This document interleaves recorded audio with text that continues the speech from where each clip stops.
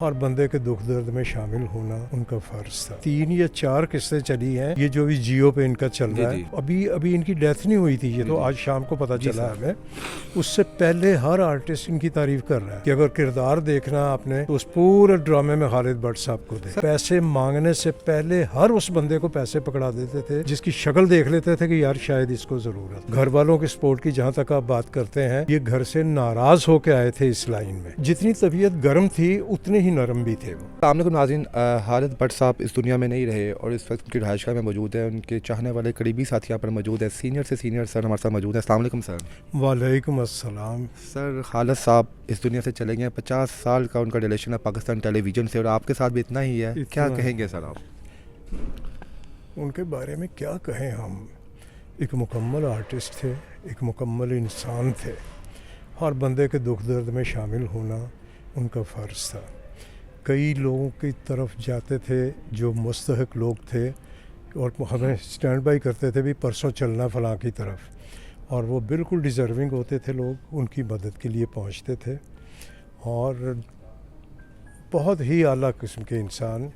मेरे तो तब से दोस्त थे जब ये इसमें आर्टिस्ट नहीं बने थे। अभी ये भी फिल्म इंडस्ट्री में असिस्टेंट थे, मैं भी फिल्म इंडस्ट्री में असिस्टेंट था। ये लड़कपन के ज़माने की बातें हैं। जी। फिर ये 78 में इन्होंने शुरू किया पाकिस्तान टेलीविज़न से। आरिफ वकार का पहला ड्रामा इन्होंने किया था और फिर उससे बहुत पहले से हमारा साथ था। सर, आप ख़ुद भी बहुत बड़े लेजेंड हैं। खालिद भट्ट साहब क्या बाय जीन्स उनकी जो अदाकारी थी वो उनमें थी, उन्हें कहीं से सीखी थी? जैसे वो जिस भी किरदार में हमने उन्हें देखा तो ऐसा लगा शायद ये किरदार बना ही इनके लिए है। जब इंसान काम में पड़ जाता ना, किसी भी काम में, वो फिर करते करते इतना परफेक्ट हो जाता है कि लगता है कि ये किरदार इसी के लिए बना है। लेकिन उसके लिए मेहनत बहुत ज़रूरी है। अभी इनका ये भी 3 या 4 किस्सें चली हैं। ये जो भी जियो पे इनका चल रहा है, गिलगित में जो अभी रिकॉर्ड हुआ था, जिसके लिए ये गए हुए थे, पिछले 2-3 महीने से काम कर रहे थे। वो अभी मैं फेसबुक पे देख रहा था, हर आर्टिस्ट वो अभी इनकी डेथ नहीं हुई थी, ये तो आज शाम को पता चला हमें। उससे पहले हर आर्टिस्ट इनकी तारीफ़ कर रहा है कि अगर किरदार देखना आपने तो उस पूरे ड्रामे में खालिद भट्ट साहब को देखा। सर, हमने खालिद भट्ट साहब को हमेशा एक कामयाब अदाकार के तौर पे देखा है। हदायतकारी भी इन्होंने की है, लेकिन इससे पहले जो इन्होंने मुश्किलात का सामना किया, जो स्ट्रगल की, जो इन्होंने चीज़ों को सीखा, वो तो आप साथ थे। किस तरह इन्होंने मेहनत की सर? बहुत मेहनती आदमी थे और इन्होंने गर्मी सर्दी कभी नहीं देखी और अपने बच्चों के लिए ये ड्रामे प्रोड्यूस भी करते थे। और इनके प्रोड्यूस किए हुए बेशुमार ड्रामों में मैंने काम किया। ये पूरे पाकिस्तान में ड्रामे करते थे, प्रोड्यूस भी करते थे, डायरेक्ट भी करते थे और बड़ी मेहनत करते थे। और बाल बच्चे के साथ भाभी जाती थी खाने माने पे, भाभी पका के खाना घर का ये अपनी टीम को खिलाते थे और ख़्याल रखते थे हर तरह से। और पैसे मांगने से पहले हर उस बंदे को पैसे पकड़ा देते थे जिसकी शक्ल देख लेते थे कि यार शायद इसको ज़रूरत है। सर, भट्ट साहब के बारे में ये भी मशहूर है कि भट्ट बरादरी वैसे ही बड़ी गुस्से वाली होती है कभी कभार। तो सर, सुना जी, अपने जब जवानी में थे, जब अपने थे, तब इनको ही बड़ा गुस्सा आता था। तो सर, आप जो करीबी दोस्त थे, कभी आपके साथ भी गुस्से में लड़ाई लड़ी हुई है और आपने भट्ट साहब को समझाया? कई बार बहुत लड़ाइयाँ हुई, बहुत। फिर लड़ाई के 10 मिनट के बाद वो बट नहीं रहते थे, वो फ़ौरन फिर वो बरादरी बन जाते थे आर्टिस्टों की। तो गुस्सा तो खैर नाक पे रखा हुआ होता था हर वक्त उनके, मगर गलत बात पे वो चिढ़ते थे, सही बात पे नहीं। सर, आप क्या समझते हैं उनके कामयाब जो उन्होंने हासिल की ज़िंदगी में, उसके पीछे किसका किरदार था? क्या उनकी एफ़र्ट्स थी कि घर वालों की मोहब्बत थी? क्या चीज़ थी? उन्हें पता था कितने बड़े वो फ़नकार और अदाकार बनेंगे ज़िंदगी में? एफ़र्ट और वो घर वालों की सपोर्ट की जहाँ तक आप बात करते हैं, ये घर से नाराज़ होके आए थे इस लाइन में। और जब आके ये असिस्टेंट हुए, इन्होंने S.T. ज़ैदी साहब को असिस्ट किया बहुत अरसा। कवि साहब ने जितनी फिल्में बनाई उसमें ये असिस्टेंट होते थे भट्ट साहब। सर, हिंदुस्तान में आपके पूरे ग्रुप की धूमें थी। जब आपका जंजाल पूरा ड्रामा हिट हुआ, आपकी थी, उसके अलावा खालिद भट्ट साहब की थी, अफजाल अहमद साहब की थी। तो सर, अपने काम की वजह से मुतमिन थे कि अभी भी कहते थे मेरे काम में कोई नुक्स है नहीं, मैं इसको परफेक्ट मज़ीद करूँगा? नहीं, तो कभी भी मुतमिन हो जाता है इस काम में, वो ख़त्म हो जाता है। जुस्तजू जारी रहनी चाहिए। कभी खान साहब जैसा बड़ा एक्टर भी सीन करने के बाद हम क्या पिद्दी का शोरबा, हम तो उनकी टांगें दबाया करते थे।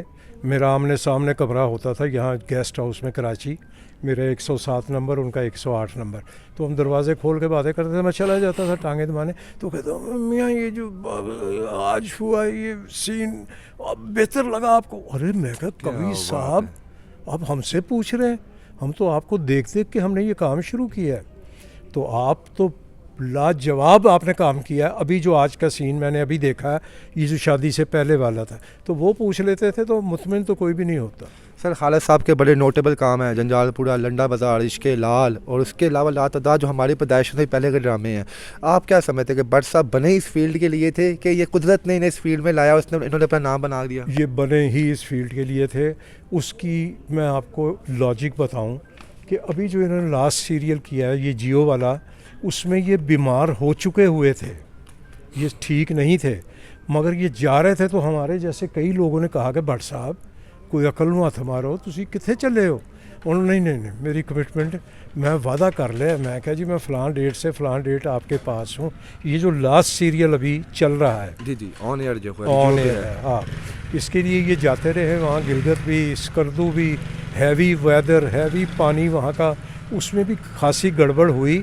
मगर ये इन्होंने कई बार, तो इनका वो सिटी स्कैन होना था, तो उन्होंने कहा जी मुझे जाने दें, मैं साथ था सर्विसेज हॉस्पिटल में लाहौर में, तो इन्होंने प्रोफेसर साहब से कहा जी मैं इस्लामाबाद से करा लूँ अगर आप कहें तो?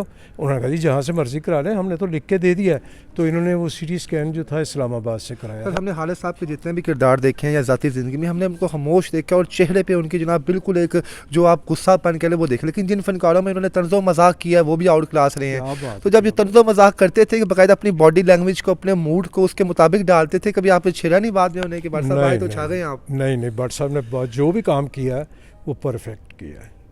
ये तो ईमानदारी की बात है। कॉमेडी की तो अमूमन ये होता है कि जो सीरियस आर्टिस्ट होते हैं जब कॉमेडी कर रहे होते हैं तो लोग उनको बहुत सीरियस होकर देख रहे होते हैं कि यार ये क्या कर भी रहा है कि नहीं कर रहा।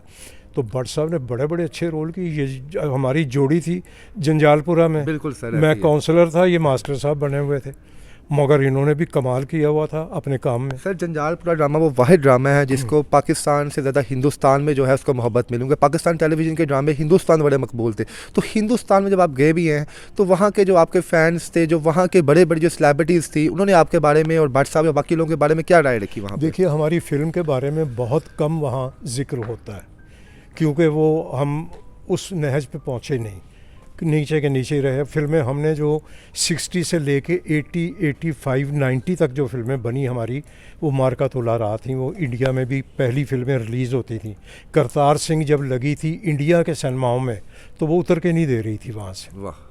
तो उस वक्त फिल्म डिस्कस होती, फिर टेलीविज़न ने अपना पंजे गाड़े, तो फिर टीवी वो है कि जिसके ड्रामे पूना उसमें दिखाए जाते हैं इंस्टीट्यूट में, पूना में आर्टिस्टों को ट्रेनिंग जब दी जाती है, पाकिस्तानी ड्रामे दिखाए जाते हैं कि ये टेकिंग है इनकी, ये एक्टिंग है, ये टर्निंग है इनकी, ये डिलीवरी है, बॉडी लैंग्वेज पूरी जी सारा वो। सर वैसे तो आप खुद एक बहुत बड़ी यूनिवर्सिटी हैं अदाकारी में, लेकिन आपको कोई ऐसा अपना भट्ट साहब का किरदार जो आपको लगा हो कि यार ये एक अनइमेजिबल था, ये कोई बंदा इसको नहीं कर सकता, भट्ट साहब के लिए बना था, कोई ऐसा किरदार आपको ज़हन में? जी अभी जो मियाँ जी का इन्होंने किया था वो वाइट विग वाला, जी जी, वो बना ही इनके लिए था और बहुत अच्छा किया भट्ट साहब ने, ऐसा अच्छा कि पता नहीं कोई और होता तो ना कर सकता।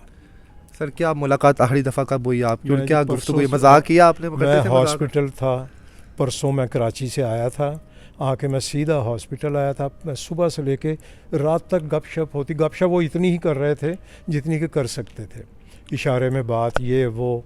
फिर मैंने उनके कुछ आइटम भी सुनाए, काफ़ी दोस्त बैठे हुए थे, मैंने कहा एक ड्रामे में ये किया इन्होंने, एक में ये किया इन्होंने, तो हंस रहे थे, इंजॉय कर रहे थे। हमें क्या पता था कि ये 2 दिन के बाद ये खबर। सर हमने सुना कि यार इस इंडस्ट्री के लोग में खून बड़ा सफ़ेद होता है, एक दूसरे को पूछते नहीं हैं, लेकिन मैं देख रहा हूँ कि यहाँ पे जो शख्स भी आ रहा है उसकी आंखों में आंसू पहले और कदम बाद में आ रहे हैं। इतनी मोहब्बत की वजह क्या है? भट्ट साहब, काशिफ साहब आए हैं, उनकी आंखों में आंसू, खलीलुर रहमान कमर, उनकी आंखों में भी आंसू थे, क्या वजह से? हर बंदे के आएंगे, भट्ट साहब थे ही बहुत प्यार वाले, बहुत प्यार करने वाले। जितनी तबीयत गर्म थी उतने ही नरम भी थे वो। तो वो लड़ते थे, लड़ने के 5 मिनट के बाद वो फिर उसको पकड़ लेते थे, इधर आओ यार, वो यार तो सची मुझी नाराज़ हो गए, मैं तेनों पता मेरी तो आदत है। तो वो बहुत सादा साफ दिल के आदमी थे, मुंह पे बात कर देते थे, जो बात बुरी किसी की लगती थी वो मुंह पे करते थे। हम लोग तो कई दफ़ा तकल्लुफ़ में छुपा जाते हैं कि नहीं यार अच्छा नहीं लगता मुंह पे कहना, तो वो मुंह पे कहते थे बात सुनो यार तुम ये उसको कह देते थे। सर आखिर में ये बता दें बस उनकी कामयाबी की वजह क्या थी?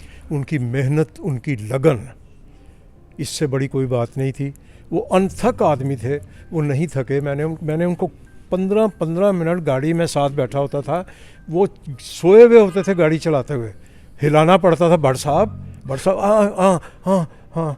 मैं कब मरवा दोगे भट्ट साहब, तुसी सौ गए? नहीं सोता तो नहीं, मैं जाग रहे हैं मैं, हालांकि सो गए होते थे। इतनी थकावट के बावजूद वो मेहनत करते। सर इस दुनिया में हर शख्स का नेमुल बदल है, कोई शख्स जाएगा दूसरा दुनिया में आएगा। आप समझते हैं खालिद भट्ट साहब को जिस तरह काम किया कोई भी आएगा उनकी जगह ले सकता है? हर फूल की अपनी खुशबू होती है, उस जैसी खुशबू दूसरे फूल से आ नहीं सकती।